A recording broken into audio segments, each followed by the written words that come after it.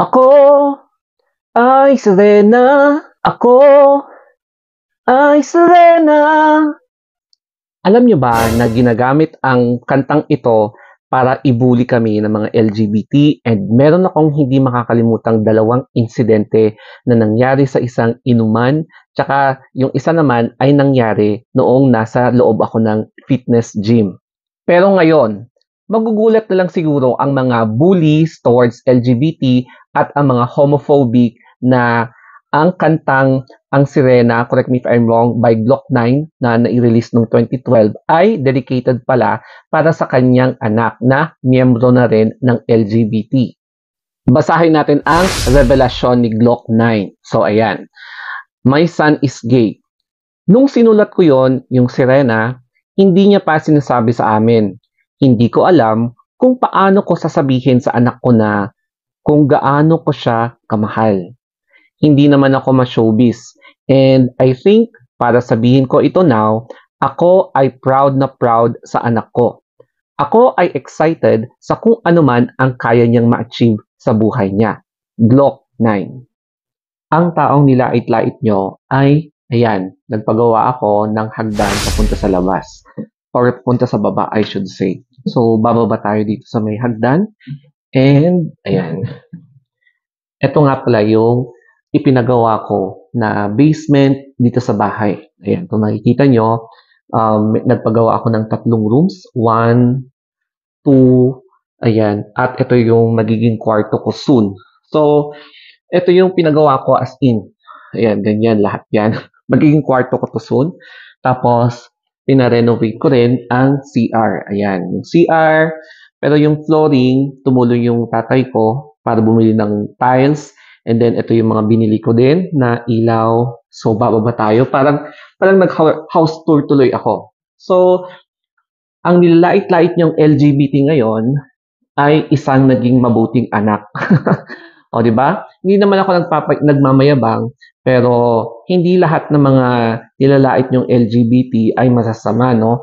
Kahit na dina-down-down nyo ang mga LGBT, pero tignan nyo nga naman ang mga nagagawa ng LGBT sa pamilya. Ayan. So, ito nga pala yung pinarenovate ko.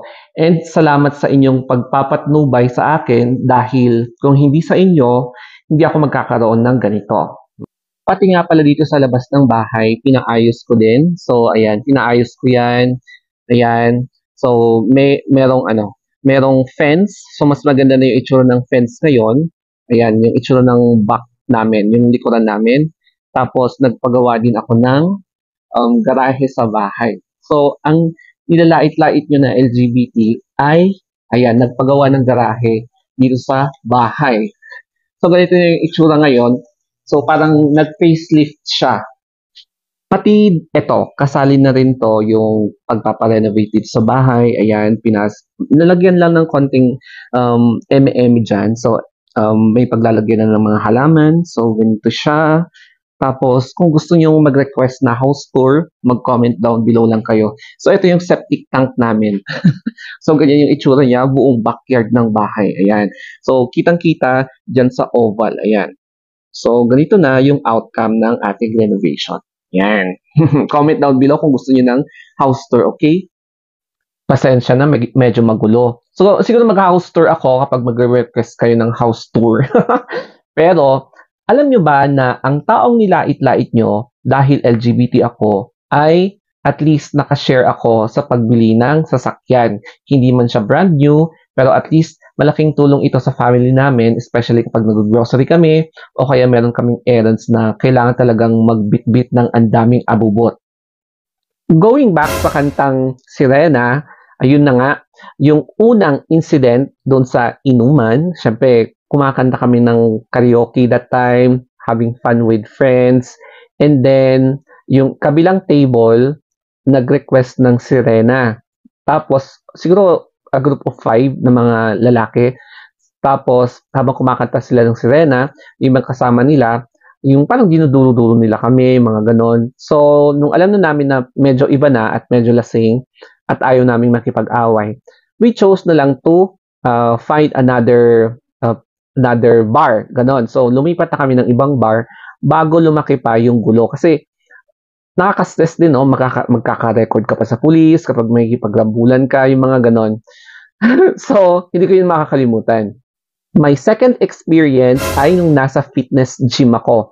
Kasi the purpose naman kaya pumunta ako dun ay magpapayat, to promote healthy lifestyle, mga ganun ka-eme. Kasi no-observe ko, lumalaki na yung tiyan ko, lumalaki na yung katawan ko as in. So, nung habang ina-enjoy ko yung treadmill, nagpapapawis ako ganyan, naipatugtog sa playlist nila yung Sirena. So, habang nag-treadmill na ako, here comes some mga, I'm not sure kung regular silang nag-gym doon. Biglang ano sila, gumagawa sila ng gesture, okay, words, and then halatang-halata na ako yung pinupuntirya nila. So, parang hindi na ako naging comfortable. Tapos, I stopped doing the treadmill, and then kinuha ko na yung mga gamit ko, and then umalis na ako. I never returned sa gym na yan. May mga tao din na mataas talaga ang tingin nila sa sarili nila. Yung feeling nila, napakabanal. Pero yun pala, natutuklasan mo na sila pala ang source ng chismis.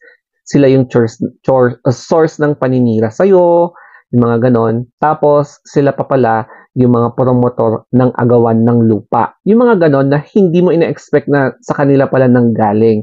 Yung mga sakim sa pera, tapos akala mo napakabanal niya, yun pala nasa loob ang kulo. O di ba? Ito lang ang pwede kong mai-advise, no? Para sa mga kapwa kong LGBT, hindi talaga natin may iwasan na may mga tao talaga na may ayaw sa atin. Kay pamilya natin yan, kay relatives, kay friends, o kaya mga strangers. Hindi mo kasi ina-expect. Kasi lahat unexpected, no? So, iwasan mo na lang sila. Lumayo ka sa kanila. Kung pwedeng i-block mo na agad. Stop the connection para maiwasan yung confrontation, para iwas stress na rin. So, ako, na medyo tumatanda na, mas maganda na lang na iniiwasan ko yung mga taong ayaw sa akin kesa nagkakaroon pa ng confrontation. Kung block, edi block, o di ba? Or kung yung isa pang pangbablock, yung i-restrict, edi i-restrict, yung mga ganon. Para maiwasan ko na makita yung pagmumukha niya, maiwasan din niya makita yung pagmumukha ko, yung mga ganon. And ang advice ko din is, magsumikap ka kahit na ang daming may ayaw ko sa'yo kasi there will be a time na kapag naging successful ka na sa buhay at nakikita nila na naging productive ka na, lalapit at lalapit yung mga nanlalait sa'yo, nahihingi pa sila ng tulong sa'yo. Pero nasa sa'yo yan kung gusto mong tumulong or deadmahin mo na sila forever. Ayan. Yun lang yung advice ko. And ipakita nyo sa kanila na kahit na mababa ang tingin nila sa'yo, at least prove nyo na successful at masaya kayo sa buhay nyo. Sana nakarelate kayo sa ating topic for today, especially sa mga LGBT, yung mga may kakilala kayong LGBT members sa family or relatives. And kung gusto nyo rin na mag-house tour ako, mag-comment down below. Nakita nyo naman siguro. And kung gusto nyo, more highlights pa sa house tour natin. Okay, so sana nakarelate kayo and may natutunan kayo dito sa discussion natin. So, anyway, follow nyo ako sa Instagram account ko. Ayan, The Story of Anthony. Especially kapag nakita nyo yung face ko sa profile, ako yun. And syempre, follow me din or subscribe sa aking other social media platforms. Ayan. Pag nakita nyo yung mukha ko, ako na yan. So, that's it guys. Thank you and have a wonderful day. And always be positive and be accepting.